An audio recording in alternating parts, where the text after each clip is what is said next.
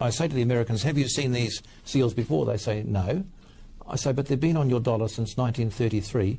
How come you've never seen them? They're Illuminati seals, which was a secret society set up in 1776 by a man called Adam Weishaupt, according to the Encyclopedia Britannica.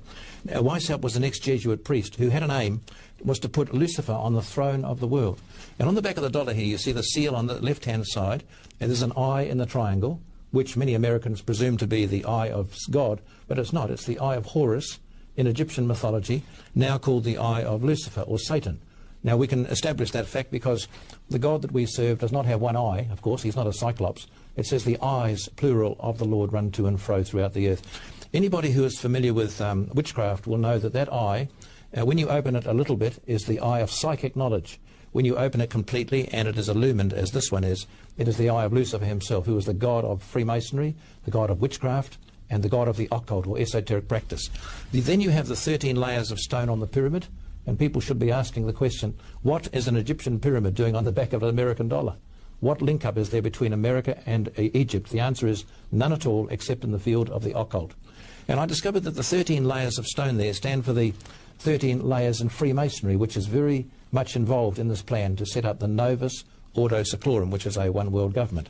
Then you have at the bottom 1776. The date was May the 1st, when the Illuminati was inaugurated in Bavaria, not July the 4th, the Declaration of Independence, as many Americans presume.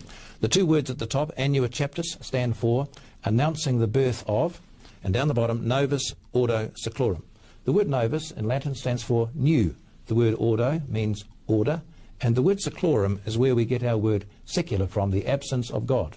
And thus we see that eye cannot be the eye of God, for why would he be setting up a new system, complete world government, with the absence of himself as being in power? And thus we see we're dealing with a Luciferian plan. On the other side, we have the so-called American eagle, which we discover is not an eagle at all. According to the witchcraft people, that is a phoenix. And the phoenix, as we all know, was a mystical bird that rose out of the ashes of the Tower of Babel. Man's first attempt, Tower of Babel. God smashed it, failed. Second attempt, New World Order. I predict God will smash it, but it will reign for 3.5 years, and the whole world system will come under its power. The United States of America is the only country in the world, the only republic in the world that is completely controlled by Freemasonry. A careful reading of my books will show you that the map of Washington, D.C. has the Freemason symbols built into the streets. Have you ever seen that? I did it last time I was here in England. And anybody who would like to argue the toss about that should go to the library and get a picture of Washington, D.C., a map, and check out. You'll see the compass built into the streets. One end of the compass finishes at the Jefferson Memorial. The other end finishes at the White House. They will see the square intersecting it further up on the map of Washington, and then they will see the satanic pentagram built into the streets of Washington, D.C. also. And if you look at it carefully, you'll see the two horns go uppermost, the two ears outwards, and the beard of the goat, which fits into the pentagram, the five-pointed star. Anybody into witchcraft knows this. The beard stops right at the White House again. So the presidency of America is affected by witchcraft from two different directions, the point of the end of the compass and also the point of the beard of the goat. There is a power group at the top, obviously, who are running the whole thing, pulling the strings. And I have discovered, for example, that Mr. Tony Blair is not running this country. I learned that he is controlled by a group called the City. Right in the middle of London, you have a group here which control the politics of this country. And if the Queen, for example, wishes to go in there, she must receive permission from the Lord Mayor, who will then give her permission to go into the city. It's like an entity on its own. They go along with a group called the Adam Smith Institute. They work with another group called the Mont Pelerin Society. They send the message out on restructuring the whole world system ready for this world government to the politicians of the day. Tony Blair, Helen Clark in New Zealand, Mr. Howard in Australia. These people listen to the Mont Pelerin Society, use the policies of the Adam Smith Institute, which mean that you privatise, you sell up your assets overseas. It leaves your government vulnerable. They have no power left because they have no assets. And then at that point, these overseas people who bought the assets control the whole world system and set up a global village. In the year 1961, the International Monetary Fund came to New Zealand. And this is how the whole plan was initiated.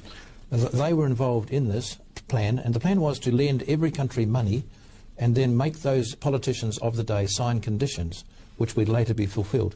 So in 1961, they came to New Zealand. Our Prime Minister was Mr. Keith Holyoake. Our government borrowed a lot of money from the IMF, the International Monetary Fund, and signed the conditions. Then the IMF people went away again with their empty suitcases, left it at that, and let us go ahead with our plans to develop our country and so on using this money which we had borrowed. Now, little did the people know that when those politicians passed on, someone else took the job. The next group of politicians to come in were left with the terrible job of fulfilling the conditions. It happened about 22 years later, I think it was, in 1987, that's the year. We had 5 politicians in New Zealand worked in with the Mont Pelerin Society to bring about these conditions in the country. Now, let me read a scripture, Proverbs 22:7. The rich ruleth over the poor, and the borrower is servant to the lender. That's a powerful verse. In other words, we became the lender, the borrower, the IMF was the lender, and we had to do what they told us to do. We've heard these words come up day by day. Restructuring was the first word. Didn't know what it meant, but we learnt later it meant sacking thousands of government workers. The next word was corporatisation. Turn your government departments into corporations. Next word to come up was privatisation. It means privatise those corporations. Get big business involved in ex-government departments. Selling off. Selling off. Next word was shares at 49% overseas, keeping 51% majority shareholding in the country. We felt secure. I was in Sri Lanka last year. They told me that was called peopleisation.